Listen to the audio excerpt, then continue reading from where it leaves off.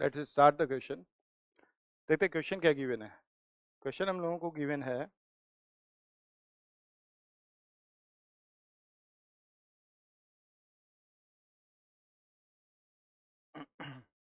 Which of the following represent a point on Argand plane equidistance from the roots of the equation. ठीक, तो अगर हम लोग देखें तो फाइनली मेरे पास एक इक्वेशन दे रखी है और उस इक्वेशन के हम लोगों को रूट्स फाइंड आउट करना है। वो रूट्स कॉम्प्लेक्स हो सकते हैं, रियल हो सकते हैं, और एक ऐसा पॉइंट आइडेंटिफाई करना है जिससे उन चारों पॉइंट की डिस्टेंस क्या होनी चाहिए, इक्वल होनी चाहिए। तो अगर हम कॉन्सेप्ट की बात करें तो एक तरह से हम लोगों को क्या निकालना है, roots of the complex equation या रूट्स ऑफ द इक्वेशन हम लोगों को फाइंड आउट करना है।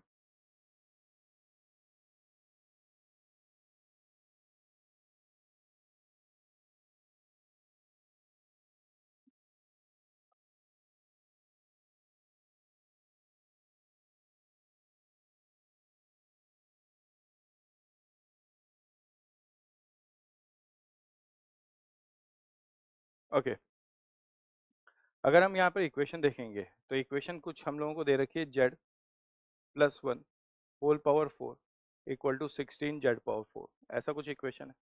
अगर इस z को मैं शिफ्ट कर दूं तो इस इक्वेशन को मैं लिख सकता हूँ z+1 upon z whole power 4 equal to 16। अगर मैं स्क्वायर रूट लूंगा तो फाइनली ये मेरे पास हो जाएगी इक्वेशन z+1 अपॉन z का होल स्क्वायर, और ये वाली क्वांटिटी आएगी इधर +4 और z+1 upon z equal to -4।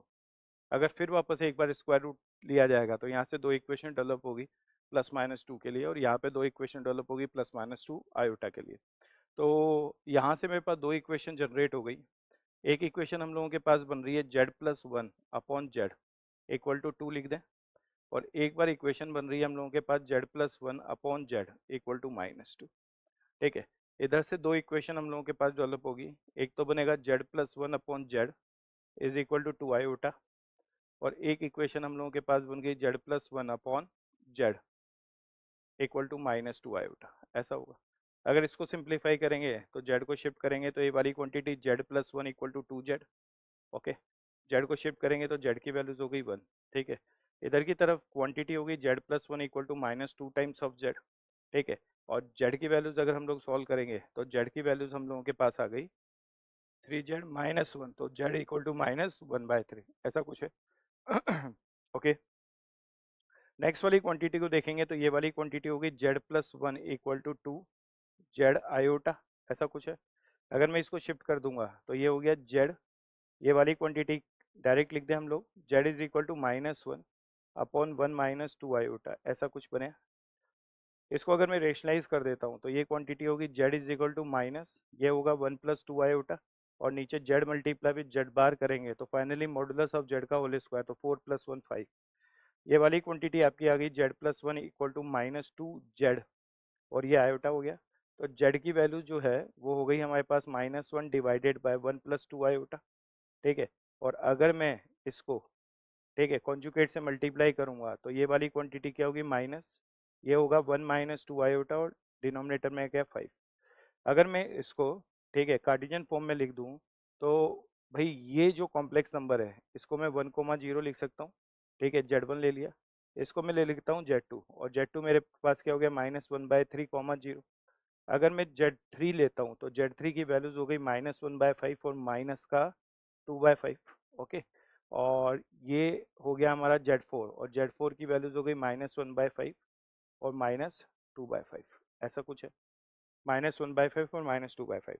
अब ये चारों पॉइंट किसी एक पॉइंट से इक्वी डिस्टेंस है ना।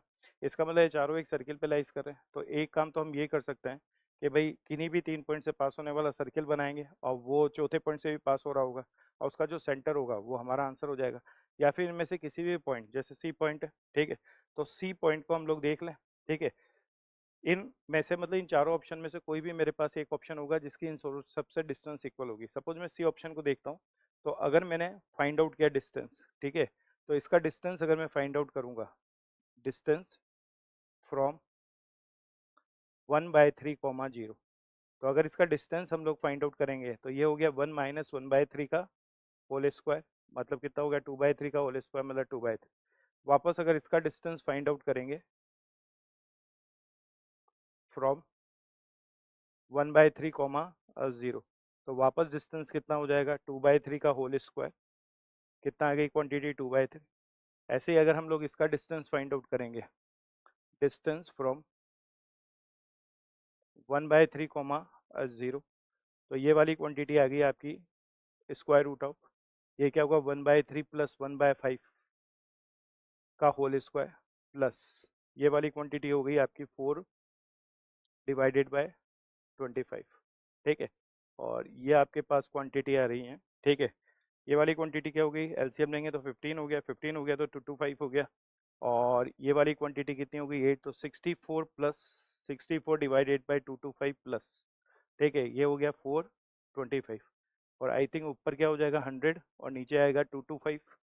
ठीक है, कैंसिलेशन करें तो ये वाली क्वांटिटी हो गई 4 और ये क्या होगा 9, वापस क्या आ गया 2/3। सेम क्वांटिटी इसके साथ भी डिस्टेंस फाइंड आउट करेंगे तो वापस कितना आएगा 2/3।